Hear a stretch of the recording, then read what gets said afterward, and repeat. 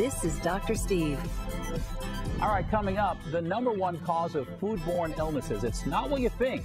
We'll tell you what you need to do to stay safe and healthy. Stay with us. The #1 source of foodborne illnesses in the last decade, believe it or not, is leafy greens. You know, the things you're supposed to eat a lot of. Well, don't worry. There are ways to keep you and your family safe. And joining me now is Bahar Takhteshian. She's the editor-at-large at Shape Magazine. Bahar, good to see you. Good to see you, Dr. Steve. So let's talk about leafy greens. Why are they such a problem?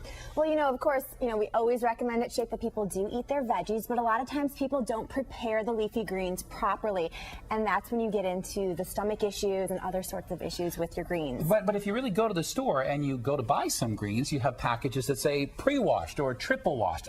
Doesn't that mean I don't have to wash them? Well, we recommend that you practice extra precaution. Even if it says it's been washed, there is no harm in washing it again. And in fact, experts do agree that you should give it another rinse before you actually eat the salad or the kale or whatever it is, even if it's coming in those plastic bags. Right. I think washing lettuce and greens is kind of tricky, right? Because a lot of people say, well, let me put it under the water. But obviously, if you have this in a container and you put it under water, not everything's going to get washed. So is there a special way to wash your greens? Well, first things first, you definitely want to use soap to wash your hands before you... Soap to wash your hands? Yes, just to wash your hands. That's your first thing. Secondly, the best thing to do is, of course, stream it under cold, rapid water. And for things like, your lettuce and your romaine or your celery, make sure that you're taking individual pieces and then washing through those individual pieces. Right, because it would make no sense to just run this under the water because all the stuff in here is going to be all still full of whatever. Yeah, dirt, sometimes insects. Right. And if you have something like a tomato, of course, make sure that you're rubbing it in a circular motion for a pretty long time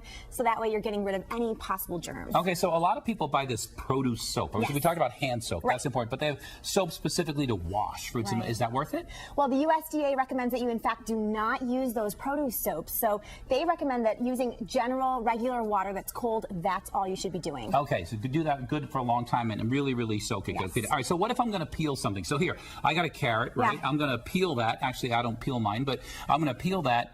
Do I have to wash it so well? You should absolutely wash it before you peel it. Okay. And then wash it after you peel it. And make sure that you're washing it beforehand because a lot of times you're going to get any sort of bacteria or germs on your actual peeler, and then that's going on the flesh. So that, again, is a precaution that you must take. Okay, now I know that germs thrive in a moist, wet environment. So how important is it to dry your produce if you're going to store it? It's very important because a lot of us, on Sundays or whatever the day is, we like to wash things ahead of time, prepare them for the week. So if you're going to do that, make sure that you're taking a paper towel and individually drying each of these stalks.